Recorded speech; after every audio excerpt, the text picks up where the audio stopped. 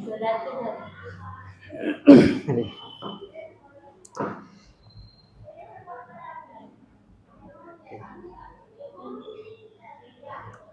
નમસ્કાર, જય શ્રી કૃષ્ણ.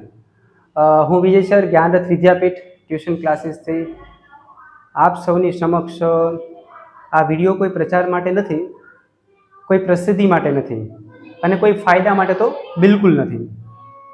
આ વિડીયો છે એક સાચી વિનંતી, એક સાચી સેવા અને કેટલાક ભૂલાઈ ગયેલા સપનાઓનો અવાજ. આપણે બધા કહીએ છીએ કે શિક્ષણ સૌથી મોટું શસ્ત્ર છે, પણ સવાલ એ છે કે શું દરેક બાળક પાસે આ શિક્ષણનું શસ્ત્ર છે? શું દરેક બાળક પાસે શસ્ત્ર સુધી પહોંચવાનો કોઈ વિકલ્પ છે? આજના સમયમાં ઘણા એવા વિદ્યાર્થીઓ છે કે જેનામાં બુદ્ધિ છે, મહેનત કરી શકે છે, આગળ વધવાની ભૂખ પણ છે, પણ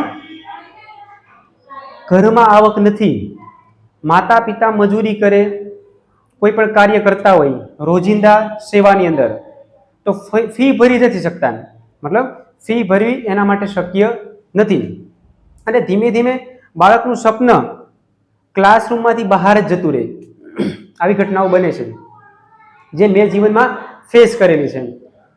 તો માતા પિતાની આંખોમાં તો તમે જોયું હશે ને કે જ્યારે તેઓ કહેતા હોય છે, જ્યારે તેઓ કહે છે કે સર ભણાવજો પણ અમે ફી નથી આપી શકતા. બહુ બધા આવે છે મારી પાસે. લગભગ મેં ક્લાસ ચાલુ કર્યા પછી 60 થી 70 એવા વાલી આવેલા હતા કે સર ભણાવજો, અમે ફી નથી આપી શકતા. આ શબ્દો નહીં હોય, બની શકે લાચારી પણ હોઈ શકે. ભણાવવા છે બાળકોને પણ ફી હવે પહોંચી નથી શકતા. કોઈ માતા પિતા પોતાના બાળકને જાણી જોઈને અંધકારમાં નથી મોકલી શકતા, પણ પરિસ્થિતિ એવું કરવા મજબૂર કરી દે છે. એ જ પરિસ્થિતિમાંથી એક વિચાર જન્મ્યો મને કે શું એવું કંઈ ન થઈ શકે કે જે પૈસા વગર પણ શિક્ષણ મળી શકે? આ વિચારોમાંથી આજે 2 સંસ્થાઓ સામાજિક જવાબદારી સાથે કાર્ય કરી રહી છે. એમાં હાલમાં અમે કોઈ સાથે કોલોબરેશન કર્યું છે જેનું નામ છે લાયન વિઝન ચેરિટેબલ ટ્રસ્ટ, અને અમારી પોતાની સેવા સંસ્થા જ્ઞાનરથ વિદ્યાપીઠ અમે કોલોબરેશન કરીને આ એક સંસ્થાને આગળ લઈ જવા માટે પ્રયત્નશીલ થયેલા છે. તો આ સંસ્થાઓનું સ્વપ્ન શું છે? કોઈ પણ બાળક માત્ર ગરીબીના કારણે ભણતરથી વંચિત ના રહેવો જોઈએ. આ સેવા અંતર્ગત અમે શું કરીએ? સંપૂર્ણ અથવા આંશિક ફી માફ કરી શકીએ, ગુણવત્તાવાળું શિક્ષણ આપી શકીએ, નૈતિક મૂલ્યો, માર્ગદર્શન અને કાઉન્સિલ, આત્મવિશ્વાસ અને સપનાઓની દિશા. અહીં બાળકને ગરીબી તરીકે નહીં પણ ભવિષ્ય તરીકે જોવામાં આવશે. જ્યારે વિદ્યાર્થીઓ કહે છે ને મને કે સર આજે મને સમજાયું, બરાબર, ત્યારે અમને લાગે છે કે આ સેવા સફળ થઈ. જ્યારે એક માતા પિતા કહે ને કે ભગવાન તમને ખુશ રાખે, ત્યારે અમને લાગે છે કે પૈસા વગર પણ જીવન ધન્ય બની શકે છે. આજ હું આપ સૌને હૃદયપૂર્વક વિનંતી કરું છું કે જો તમે કોઈ પણ લેવલે હોય ને, તમે એક સ્ટેપ કરતા એક સ્ટેપ આગળ હોય ને, 5 પૈસા પણ વધારી શકતા હોય ને, તો ખાસ અમારી સંસ્થા સાથે જોડાઈ અને બનતી કોશિશ કરી અને 1 રૂપિયાથી સ્ટાર્ટ કરી અને તમારી ફૂલની તો ફૂલની પાકડી દ્વારા દાન આપી આવા બાળકોની સેવામાં અમારી સાથે સહભાગી બનો.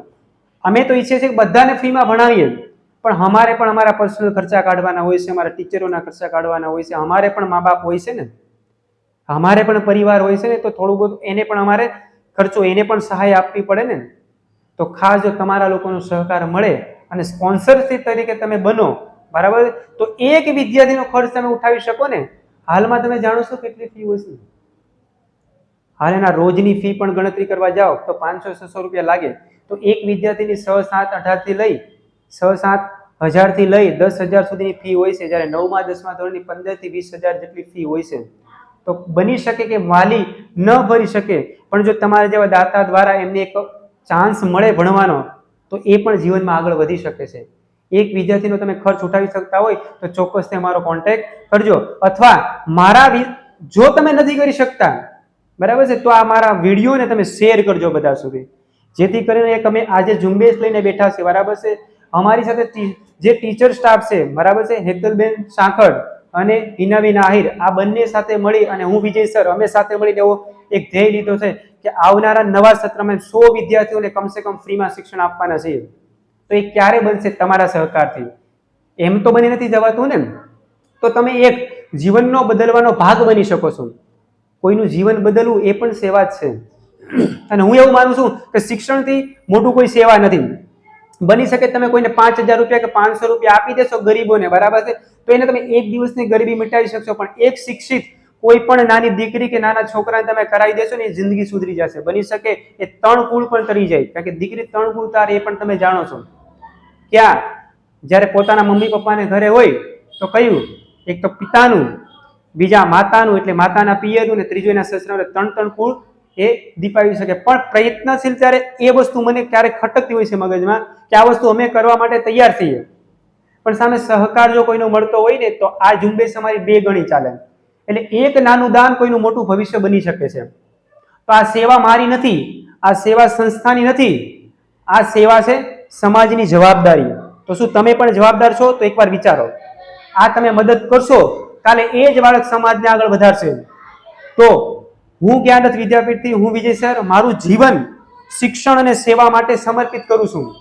નામ નહીં, પ્રસિદ્ધિ નહીં, માત્ર એક બાળકનું ઉજ્જવળ ભવિષ્ય એ જ મારી કમાણી છે. તો આ વિડીયો આગળ શેર કરજો, સેવામાં જોડાવાનો વિચાર કરજો. અને શિક્ષણ એક દાન છે. જેમ પૈસાનું દાન એક અન્નનું દાન છે, શિક્ષણ પણ એક દાન છે. બરાબર છે? આપણા શાસ્ત્રો પણ કહે છે કે શિક્ષણથી મોટું કોઈ દાન નથી. તો આ સેવા સૌથી મોટું ધર્મ છે. બરાબર છે?